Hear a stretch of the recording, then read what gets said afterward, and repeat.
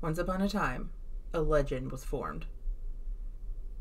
And creatures came from these legends, and these creatures were passed down through generations. And so we're going to talk about some cryptids that are legends that are not technically classified as real, but a lot of people believe in them. Yeah, mythology has passed down these. I don't know why I wanted to say sociology. No, okay, you ready? Let's go. Let's go.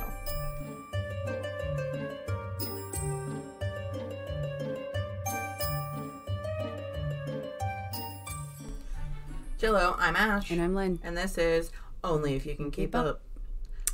Okay, so I'm going first, right? You've got to quit.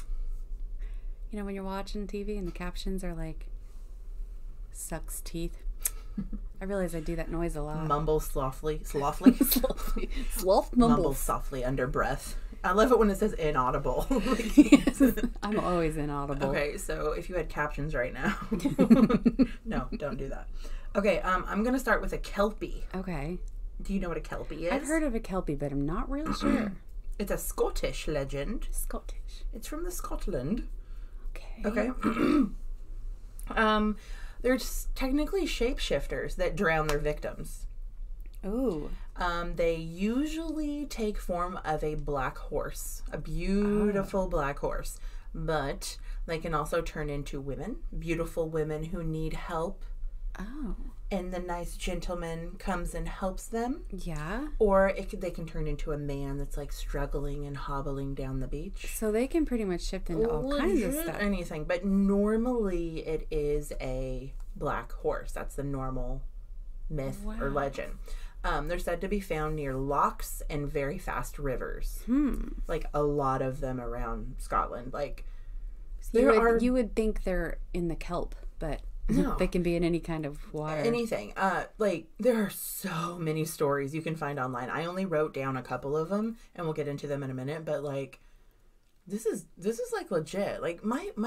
Okay, we'll get into that in a minute. If someone climbs onto the back of the horse or touches the Kelpie in any way, shape, or form, their body literally becomes like part of the horse's or the human's body. They're essentially stuck together and you cannot move. Like they morph. And they pretty much, it's like they melt into each other. And then what happens is they will swim or run, depending on the type of shape they have shifted into the deepest part of the water and drown the victims. That's literally what they're for. What's their reasoning for this? They just like to kill? Those stories originated like to keep your kids out of the water. Okay. That's like everything I found. It was pretty much to keep the children out of the water. But actual stories of like men and women and children and all these people speaking, you know what I mean? Yeah. The first story we're going to tell, the parents warned their children about the Kelpie in the small village of Sutherland. Okay? Okay. No children at all in the village were allowed to go down by the water, period, the end. No kids going down there. Okay? Okay.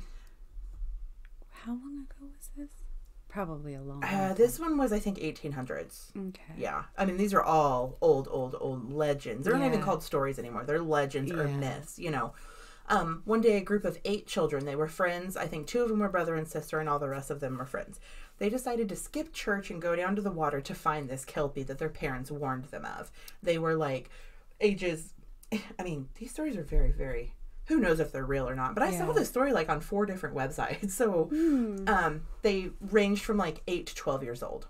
Okay. So I mean, they're in that curious, questionable, you know what I mean, that kind of age. They were playing along in the water. Nothing was happening, obviously, because they didn't believe it. But then all of a sudden, from like far away, they heard the pitter patter of something walking up on them. They all turned around and there was a beautiful black stallion. The stallion came up to them and knelt down as if to say, "Come on, come on." And one by one, the children climbed on the horse's back. The last child was hesitant because he was a good little boy and listened to his mom, and he was scared, so he simply touched the horse first, touched it, and he could feel a pulling pressure inside of his finger, so he quickly thought, and he cut the tip of his finger off. Oh, wow.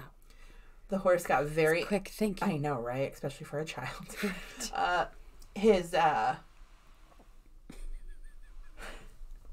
I'm thinking about all the talks I give my kids before they leave the house, and that's nothing I would ever think. If you touch a horse and it starts to melt to your finger, cut your finger off. That's why these are myths.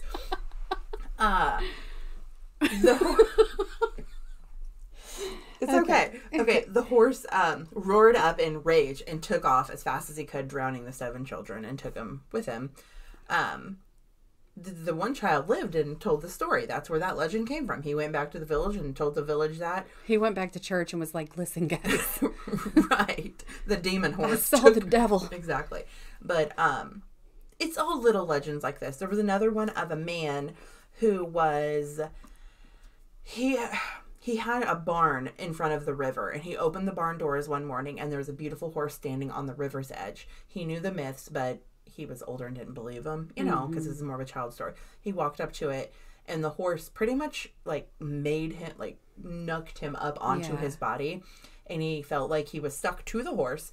The horse went to the deepest part of this was an ocean, though, so I don't exactly know. Anyway, this didn't have a town name.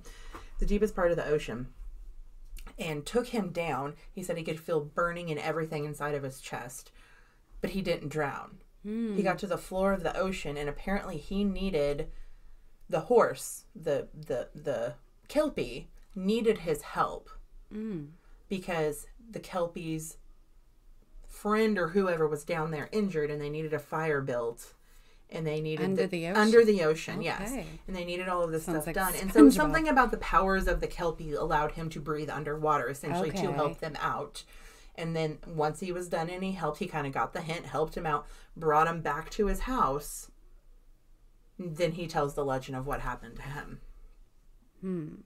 I mean, it's just crazy stuff like that. But then again, like, where do these stories come from? Right? They have to originate somewhere. Like, there has to be some kind of truth to some, everything. Seriously, I'm not saying I believe that a man got drugged underwater by a freaking spirit horse. You know what I mean? But just... Either that or people's imaginations back in the day were they're fucking hot. Like, they're on fire. Right? But to have that many stories that are similar. Yeah. Okay, it is said that if you are able to get the Kelpie's bridle, you can control it. You can now control it. So if you can grab its reins, you can grab it, you can jump on it, and that's now your buddy. Like, you can control the shit out of this horse. It is said to be as strong as 10 full-size Clydesdale horses. Wow. Very strong. Those are big horses. Yes. There's another tale of a man who caught the Kelpie, used it to do a day's worth of work, and then released it. What a user. But the Kelpie kept coming back because it was something like he was able to manipulate it, so they kind of helped each other out. Okay. Like, yeah, it was really interesting. They formed a bond of some kind. I guess. But it's a myth, a legend, whatever you want to call it, that's in the books. The legends started in 1759. Okay. That is where the first written legend was of the Kelpie. Huh. There's actually a sculpture in Scotland of 2 Kelpies, like, kind of rearing up. Okay. It was opened in 2014. 2014. Not that long ago. No. It's 100 foot tall. It's one of the tallest sculptures, man-made sculptures in the world. Wow. Like, it's man-made, but it's a sculpture. It's not a statue, it's a sculpture. That was important enough to make a 100-foot sculpture. It was inspired by the Clydesdale horses that helped the people of Scotland and the legend of the Kelpies. Like I said, I just think like where do these come from? Like, right? Like, I have never, like, okay, when I started researching this, have you ever seen Frozen 2? I have. You know, whenever the horse comes and pulls her under the water? Yeah. Is that not a fucking Kelpie? Right? Yeah. That's all I could think about when I was reading these. Huh. Yeah. Right? And, like, she essentially dies under there, right? Like, that's the whole... Oh, so no, she dies. They're probably working a lot of mythology type stuff in there, too. Especially Frozen, because Frozen's kind of way back then, you know, kind of thing. But no, I don't know. I did not know they had a name. Like, I just thought that was a horse on the Frozen 2.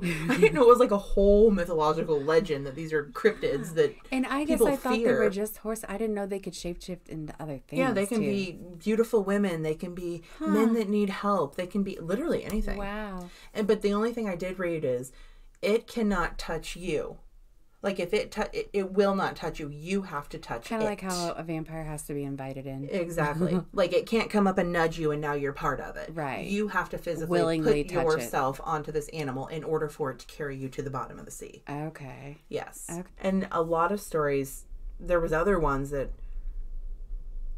Air conditioner. The AC just roared on. It talked about the Black Sea. Oh. Which I know that's a big... There's a bunch of myths and legends that come out of that. Yeah. It could be a whole episode in itself. We should probably do that. We do that all the time, and then we'll never do that. I'll write it on a sticky note. And then you'll lose the sticky note. You're right. It'll fall off somewhere, and I'll be like, why did I write that? Okay, your turn. So mine's really is interesting now. The Phoenix. Hold on. Did you know that every time I speak, you say that? You're like, mine's not interesting. Well, it feels like it now. No, it's the Phoenix is fucking cool. The Phoenix is cool, but everybody's heard of the Phoenix, right? So? Okay. Well, anyway. I don't know the story behind it. I really couldn't find a lot that I hadn't heard, though, so that was kind of sad. But, that was kind of depressing. You know, the Phoenix is known to be an eagle-like bird with red and gold feathers. This big, like, you know, everybody's heard the Phoenix rises from the ashes. Like, it's a symbol of renewal and rebirth and change and life after death. And there's a Phoenix on Harry Potter. Continue. Yeah, is it Dumbledore's? Mm-hmm. Yeah. The, what's his name? Fox? Mm-hmm. Good job. Yeah. And, well, they have Phoenix in a lot of things. So there's, like, a lot of different cultures that have stuff having to do with the Phoenix. So, but I think it originated in, like, Egyptian times. So probably 5,000 years ago, it originated, the story of the Phoenix, this immortal bird that rises from the ashes. They're said to only live one at a time and for, like, over 500 years at a time. Whoa, hold on. So, there's only one Phoenix alive in the world at a time. That's what it... Hold on. And Dumbledore has it. Yeah.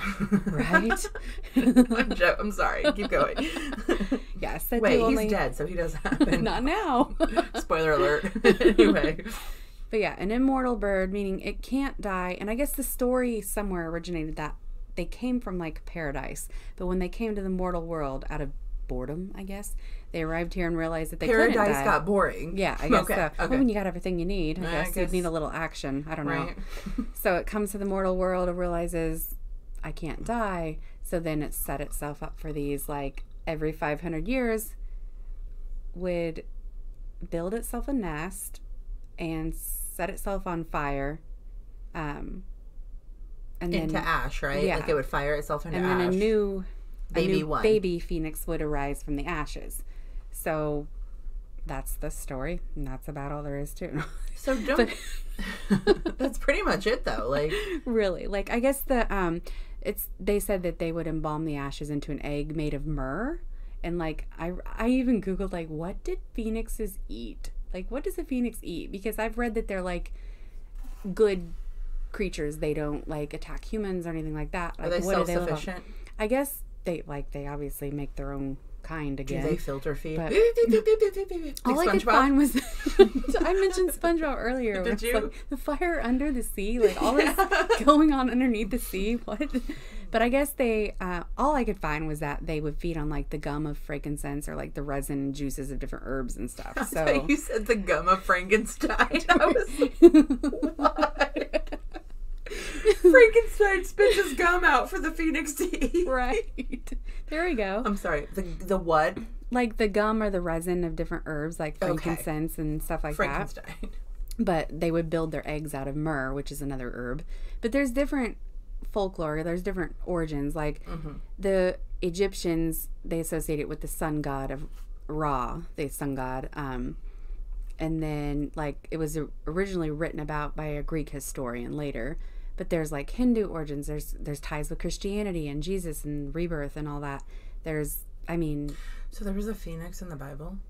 I think there are parts, I want to say it's in Job's maybe. I don't know if they specifically mentioned a phoenix, but there were something that led to people thinking they were talking about the phoenix. I'd have to look that up. I'd have to look at a Bible. You don't really have to. But I think there are talks of something about the phoenix or something about ashes that made people think that. But there is some Christian ties to the phoenix as well. Okay. And there are like Native American cultures that they would call it the Thunderbird. They feel like that it had healing powers and it could bring rain and it could affect the weather and, you know, all kinds of stuff.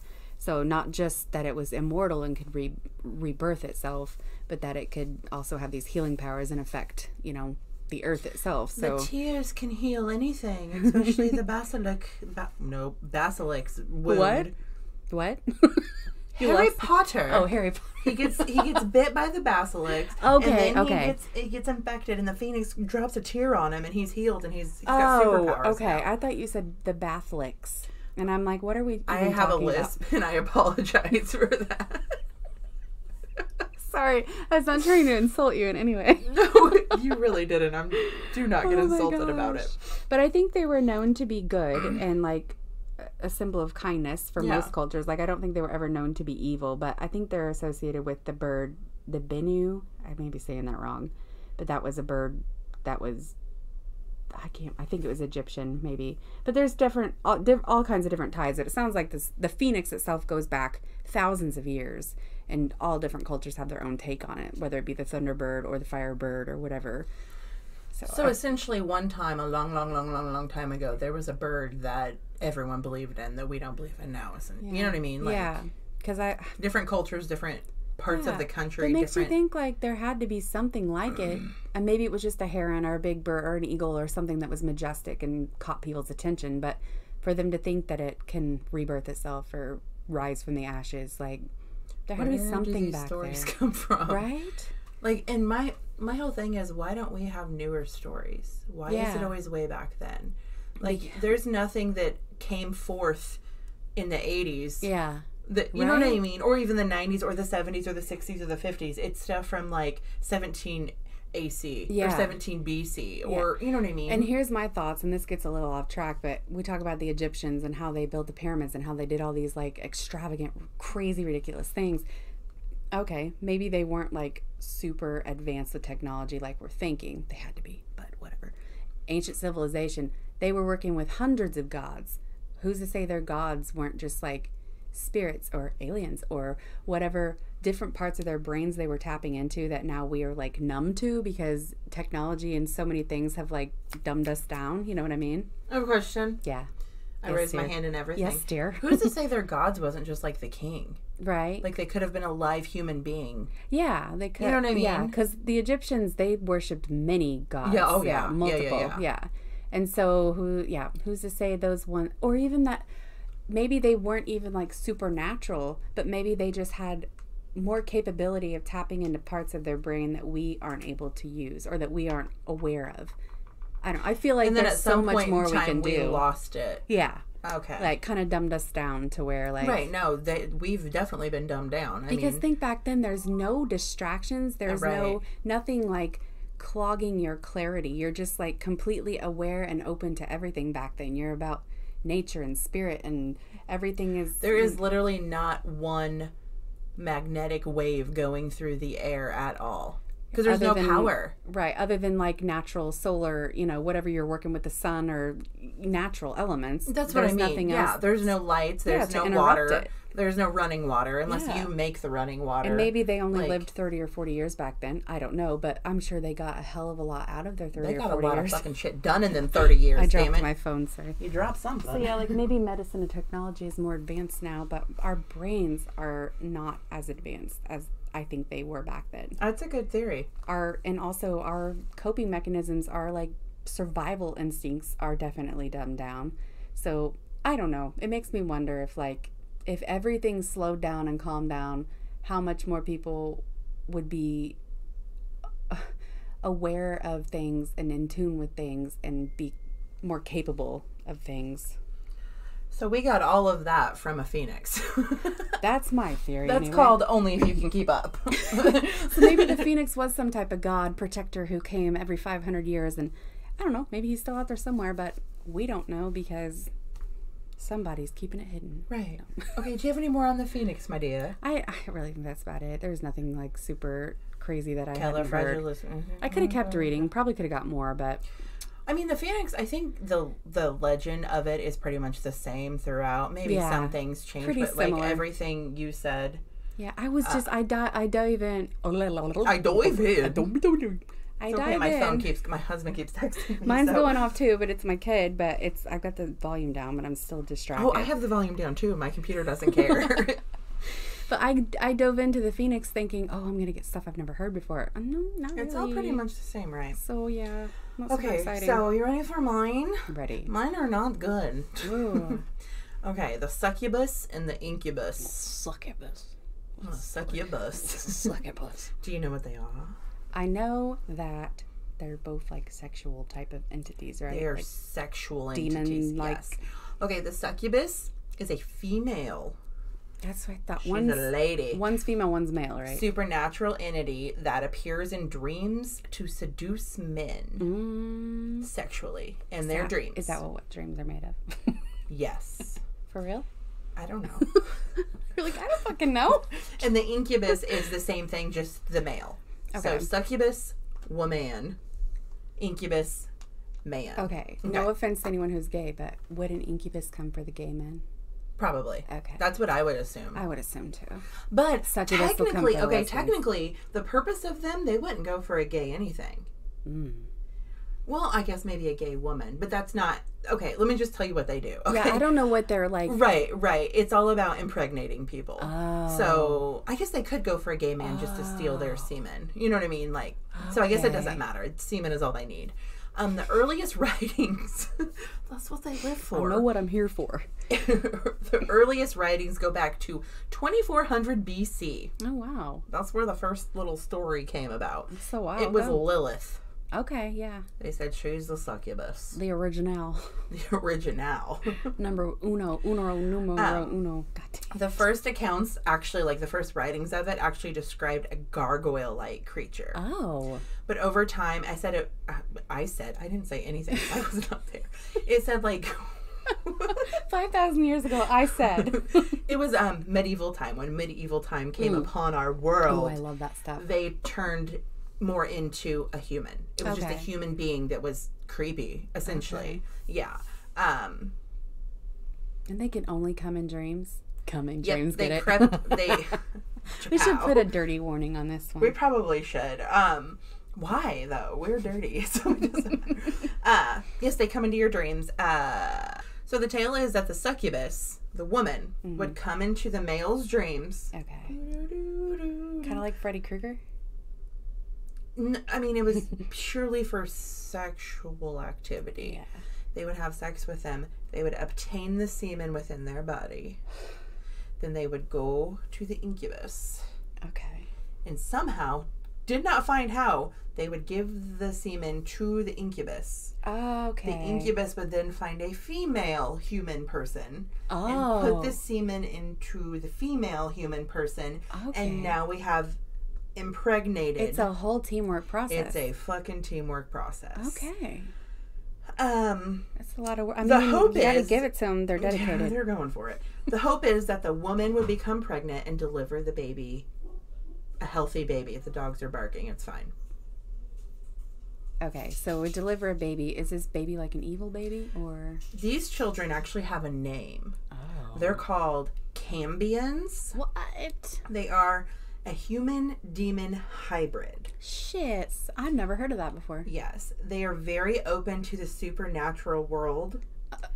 And it is said that a lot of these children have extra chromosomes. Or not enough chromosomes. Oh. Or some kind of a mental disability. A very big mental disability that affects your daily life.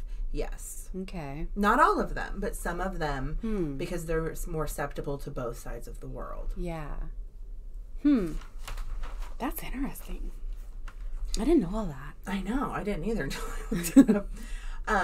Actual human beings, thousands upon thousands upon thousands of people have said they have been visited by an incubus or a succubus. Obviously. Yeah, I was just reading about this. I was reading a book about Corey Taylor, and he was talking about paranormal experiences and friends that he's talked to, and how one swore he was like a ghost had sex with him or whatever while he was sleeping. And then it made me start thinking, like, I don't know. Obviously this doesn't work. This doesn't work. So many people have had these experiences and they haven't ended up pregnant women. Yeah. You know what I mean? So but when it does work, you don't know. You know what I mean? But people can actually describe what these creatures look like in extreme detail. The color of their hair, the way their skin felt, the color of their skin, the way their eyes were beady, just like all of these things. They can completely describe everything about them. A lot, like a huge group of them. People who have these, like, go to their doctors and shit, you know what I mean? Like, oh my god, I had an incubus, and they pretty much put people on antipsychotics to get rid of them. But it doesn't, like, some of the people do not suffer with mental health that have these, and some of them do, don't get me wrong, but they almost all of them, their stories are horrendous and horrible, and they remember every detail of it. But almost all of them recall not being able to speak or move during this encounter. Like sleep paralysis. That is what psychiatrists I get a lot, call it. Which scares me. I get sleep paralysis. I just had sleep paralysis last night. Psychiatrists truly believe it is just sleep paralysis. It is sleep paralysis. I cannot say it. Paralysis. It is terrifying. And especially when you have hallucinations with it, it is terrifying. Yeah. But my thing is, big group of people. And obviously the people, the demons or whatever they describe, or it's not identical across the board. Everyone's got a different story. I'm sure some of them probably match up. Well, they probably all look a little different anyway. And I mean, if you really want to get into it, I know a lot of women's, one of their biggest fear is being raped. So, like, that could transfer into your stuff. And I'm sure men, too, they could have that fear also, you know. Or the men just want the... They want, you know, they think about the sex constantly, so it kind of happens in their dream. I don't know. I'm not a fucking doctor. To have a, like, painful experience that goes with it. Like, that's one thing with sleep paralysis. I've never, like, felt anything painful. So, that's scary. But that's scary. Maybe it's a painful memory. Yeah, maybe. I mean, maybe it's something with repressed trauma. It didn't say. Yeah. That's interesting, though. Yeah. I didn't know all that about. I've heard of them before. I've heard of, like, you know, when, like, a woman's a... what do you call it? I'm not going to say any bad words. I have no idea what you're trying to say, so you're going to have to say it. When a lady likes to get all the men and lure them in instead of calling them a... Ho, ho, ho, Merry Christmas? Yeah, I'd be like, she's a succubus. Like, so, okay, technically Edward Cullen is an incubus. Because he's dead and has the sexy time with the Bella. And they create a baby. Oh, my God. So the baby is technically one of the half... human demon hybrids, if you want to get into it. Technically.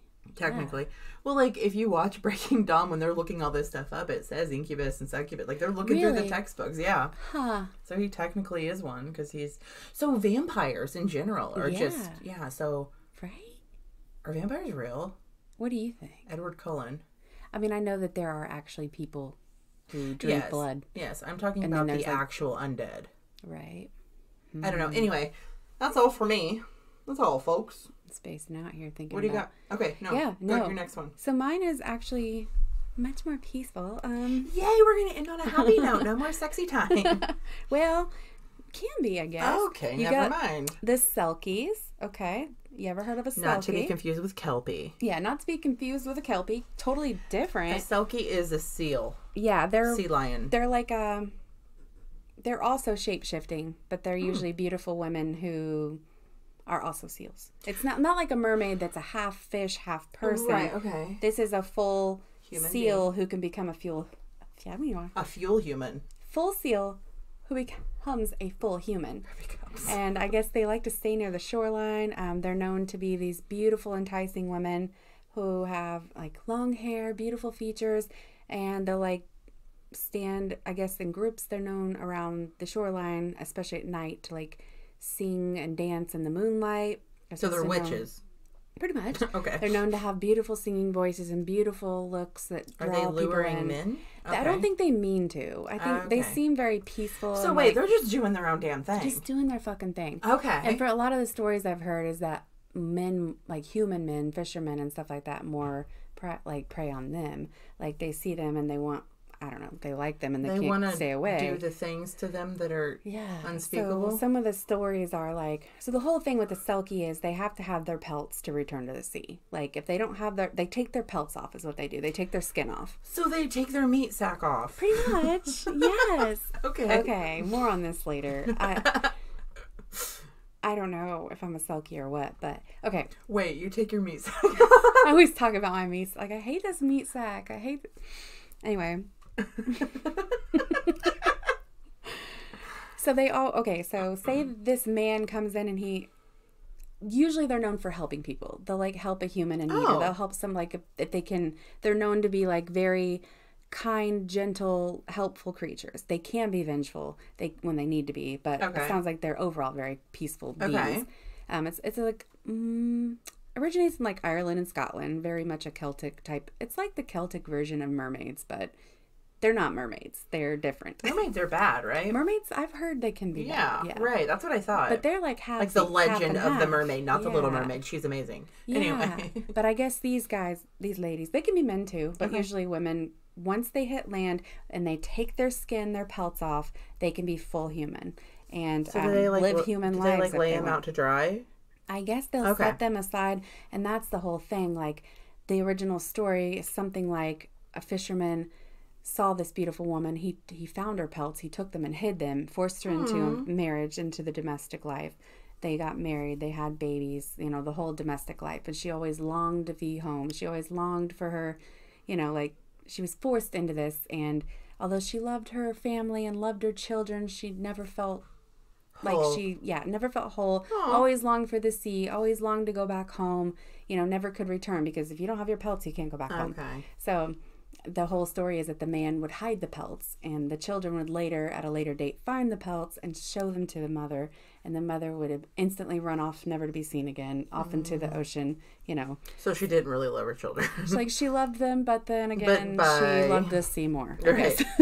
But there's stories of like she would check on them, and she would, there's all kinds of different stories, but like she loved the sea more, and she felt so drawn her whole life. She was always missing that part of her or something. But calls me. Yes. But yeah, they're seals that can become full, beautiful women, and often known to like marry a human man, have a whole ass family, feel their nostalgia for the sea. So that happened a lot? I don't know. Like the men would steal the pelts and then I've read different stories. Like domesticated, essentially? That's what it always sounds like. Like the original stories anyway. There were different versions of it, but just let them girls be. Right. Let's just listen to the beautiful songs. But so I had a reading done for me not too long ago, and it was one of those like, trying to match up what mythological creatures I connect with or whatever. Okay, and this one came up. This is my jam, right? So I love this stuff. Okay. And she'd said that selkies were, and I'm like, I'd never heard of a selkie. I had to look it up. And this is what got me so interested in it, but she pretty much like, I do love, not the ocean so much, but the waterfalls. I don't like to be in water so much, but very calmed by water.